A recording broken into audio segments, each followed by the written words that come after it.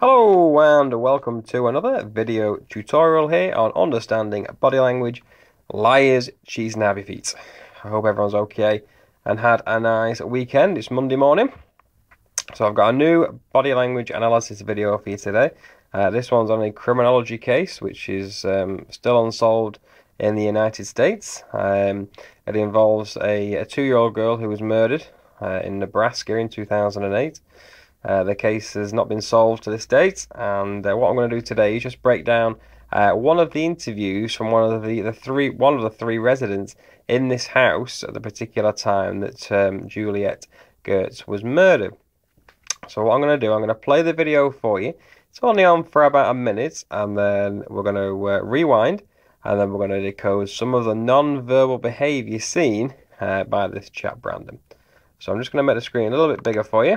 And then I'm going to play this video back, and then once he's finished, we're going to rewind and analyze his behavior. So here we go. Years ago, 3 adults were inside this home when Juliette Geurts was beaten to death. I was pretty drunk that night. Now one of them is speaking out. I seen something that I only thought was possible in horror movies. When I peeked in, it looked like, Juliette was still sleeping. I really couldn't believe my eyes when I seen her laying there.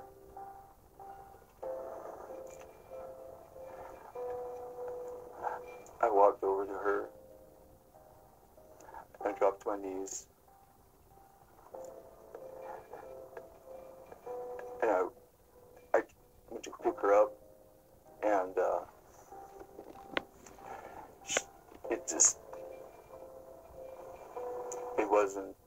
it wasn't her anymore. Brandon Townsend denies. Okay, right, so he goes on to say that Brandon Townsend denies murder. However, we're going to rewind that video. We're going to start right at the very beginning, and we're going to decode some of the behaviour seen. So let's have a look. Juliette Geurts was beaten to death. I was pretty drunk that night. Now, okay, so we were pretty drunk that night, so we have to take that into I consideration. seen something that I only thought was possible in horror movies. When I peeked in, it looked like, Juliette was still sleeping. I really couldn't believe my eyes when I seen her laying there. Okay, so the first little bit of behaviour I need to see is this little segment here. Is that little mouth shrug he gives there. Now that is not consistent with what he's saying. Just listen back to what he's actually saying. Sleeping. I really couldn't believe my eyes when I seen her laying there. So he couldn't believe his eyes. So obviously we was talking about something that's disgusting. Obviously the murder of a 2-year-old child. And he flashes this particular facial expression where he mouth shrugs. He presses his lips tight down together. Now that is not the corresponding facial expression of what he's talking about. So already, well before we see later segments of this video, I've got warning signs. And often when we press the mouth together like that, it's a subconscious gesture our brain gives off to tell us to just stop talking. Sometimes when we're talking about things that have never happened, subconsciously our lips press down together, almost trying to block our words coming out. It's the same way we often make adapters. One of the best examples I can give you is have a look at my other videos.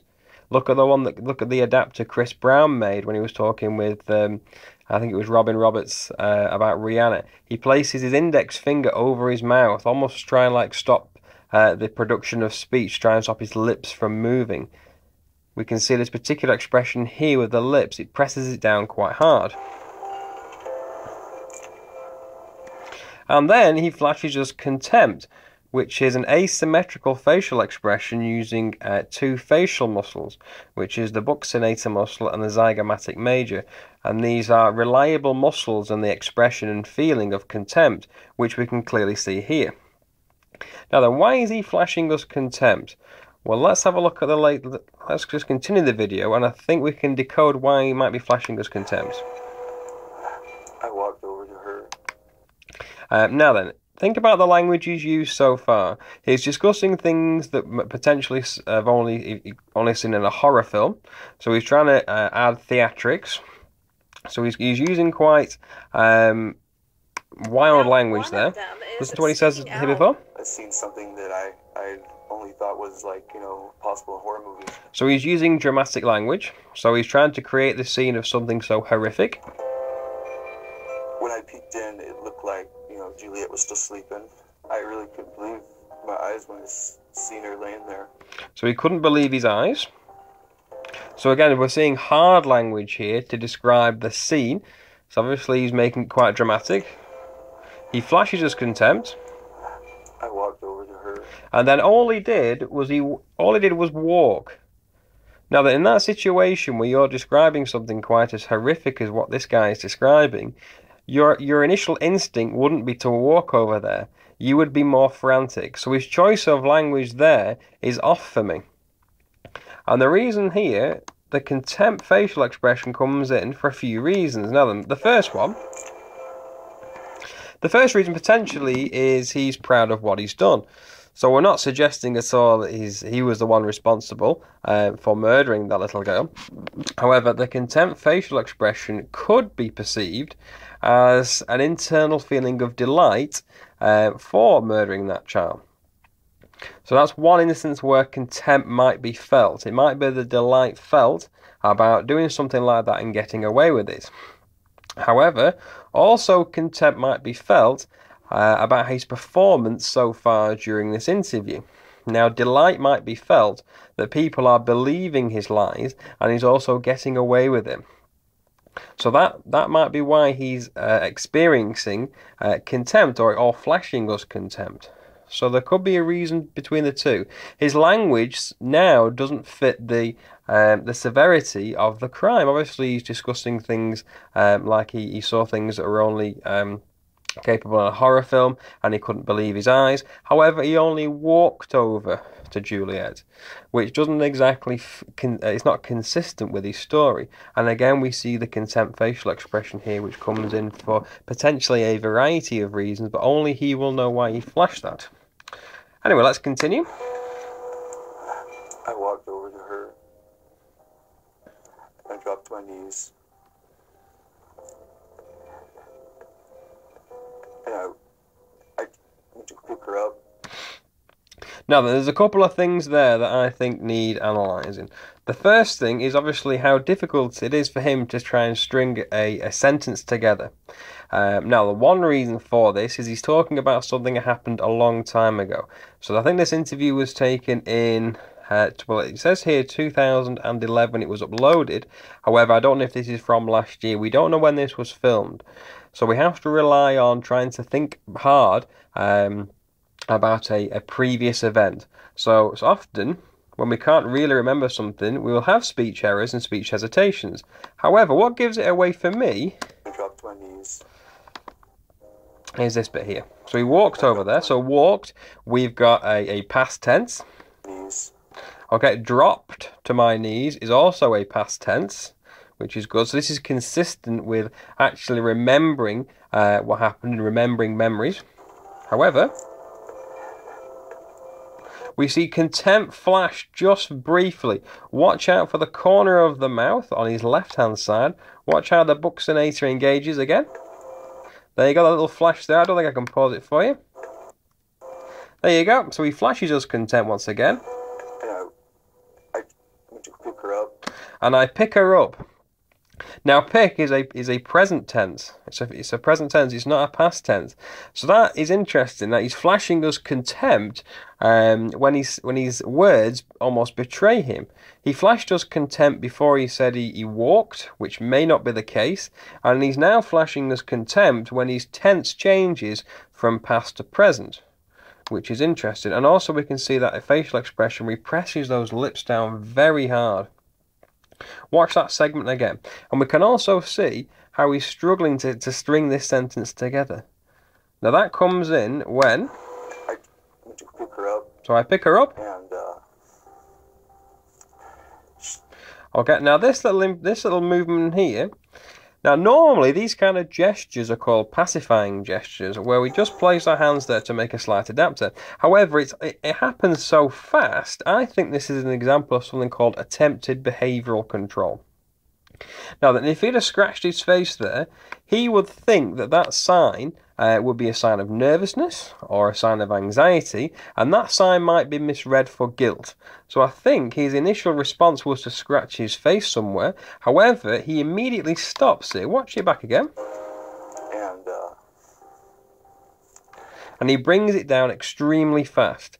Now, I think this is an example of attempted behavioural control, because an innocent person, we're not suggesting that he's guilty in any stretch of the way, but an innocent person would not necessarily be fearful of a hand-to-face gesture because they would perceive and believe that the truth will eventually set them free. However, a guilty person has to modify his behaviour so it appears truthful. So any kind of scratching or nervous gestures, a liar will avoid, because those signs will then start to leak out and people will start to associate those signs with deception. So just watch that little segment back again. Okay, and he was just about to say she. Watch him. So she, and then we can see here. It wasn't her anymore. So what we're seeing here is speech hesitations and speech errors. Now these come in with something called additional cognitive processing, where you try and really think hard about what you're trying to say, and that often comes in when we're trying to fabricate. So again, we're not suggesting he is fabricating the story, but his behaviour could be perceived to be fabricating. So we see the slight adapter coming in there. It wasn't her anymore. Brandon Townsend denies murdering the 2-year-old twin. Whatever happened, I unfortunately did not wake up to hear or see anything. I really wish I would have, because I would have stopped it. Okay, so that little segment there again. Now then, the problem with this is, when people are involved in crimes like these, and they are often responsible for them, again, we're not suggesting he is, they don't have to rely on asking for help in this investigation to try and find the killer, because they secretly know that obviously they did it. So there would be no reason for them to try and find somebody else. So again, in this instance here, there is no appeal for help. Whatever happened, I unfortunately did not wake up. Okay, so whatever happened is an interesting statement, because he knows what happened, because at the start of the interview he's describing a horrific scene. He's describing something that could only be found in a horror film. To hear or see anything. And to hear see, anything. Okay, again, is an example of a speech error. I really wish I would have, because I would have stopped it. Okay, and again, we can see that little facial expression that he gives us toward the end as well. So in this particular interview, there is lots to decode. We keep seeing this particular facial expression of contempt. We can see the facial expression of contempt there, and then we can see it coming in here. I really couldn't believe my eyes when I seen her laying there. Okay, and we can see it again there. Now then, the contempt facial expression, like we discussed before, comes in when there's a change in language. So, I pick her up is an example of a present day tense, not a past tense. So again, that often comes in when we're creating something. Our brain forgets to add the past tenses in there, and the past tense plurals, and we don't see that. We see an inconsistencies here. I walked over to her. I dropped to my knees. And I went to pick her up. Okay, and I pick her up. So again, in my opinion here, we're seeing potentially behaviour of someone who's fabricating a story, because we're seeing all the hallmarks of someone here. Now, deception is very difficult to spot, because there is no one cue associated with deception. There is no Pinocchio's nose when it comes to lie catching. However, certain things are weakly associated to deception. Contempt facial expressions or micro expressions are issue detectors and not necessarily lie catching techniques that we use. So we can certainly see issues going on here while he's flashing us contempt.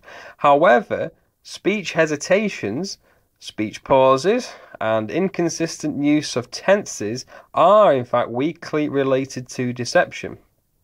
So we're seeing here clusters of behaviour that have actually got associations with deception. We can see how he places the hand over his mouth, again, which is not an indicator of deception. However, he moves it straight away. It's almost like he's trying to stop himself from scratching. Now that is a technique called attempted behavioural control, where the liar will often try and modify his behaviour so it appears truthful.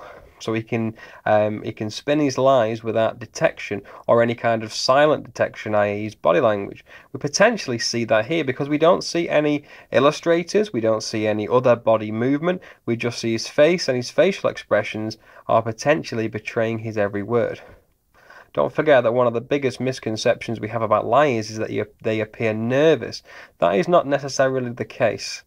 Liars will often try and create their behaviour so it looks more honest. So they will remove anything they perceive to be nervous or any signs of anxiety in their silent behaviour. Whereas innocent people wouldn't spend so long adjusting their behaviour because what they're saying they perceive to be the truth. So in essence, they have nothing to fear. However, guilty people feel the opposite. They're afraid of getting caught, and they will do anything to try and stop them getting caught to avoid punishment. So they will modify their behaviour so it appears truthful. Potentially, that's what we can see here. However, changes in language and changes in tenses often can reveal more than what silent behaviour can. Don't forget that there are more verbal cues to deception than visual. Like I said, there's no one cue associated with deception, but a cluster of behaviour that is related to deception is maybe relevant in this video. So there you go. So I do hope you enjoyed that video tutorial on understanding body language, liars, cheats and happy feet. I would need to see another video of this chap to make a comparison to see if he flashes contempt, again to see if his story alters or deviates away from what he's saying now. So if you've got any kind of footage of anyone who's been interviewed in this case, then please send it to me via my Facebook or YouTube account. And with that in mind, if you'd like to learn more about body language, then please check out my Understanding Body Language Liars, Cheats and Happy Feet page. Just type that in, or you can find the link that's just below this video. Just click the facebook.com/CJBacks, or you can follow me on Twitter, which is @BodyLanguageUK. Now that I might have to take a leave of absence from my body language work because me and my good lady are moving house in the next couple of weeks. So we're both looking forward to having some more space, and hopefully I'll be able to do some more body language videos when I get back. And there is my good lady. So yeah, so we're off to sunnier climes. Well, not really. Look at me lying. So anyway, so if you'd like to learn more about body language, then please check out either my body language page or please check out my other body language videos I have on my YouTube channel. I think I've got around 95. My target is to get 1 million views by the end of the year. I'm currently over 500,000, which makes me one of the highest viewed body language experts. Well, experts, I don't use that word myself, but one of the body language experts on the internet. So I'm very blessed and honoured to have such a wonderful following. So if you enjoyed this video tutorial, please let me know. If you'd like to send me some more information on this Juliette case, if I can be any further assistance to those involved in this case, then please let me know. I shall do some more videos, and you can please send this video to law enforcement if you think it will help. So there you go. So from everyone here at Understanding Body Language, Liars, Cheats and Happy Feet, take care, and I'll speak to you all soon.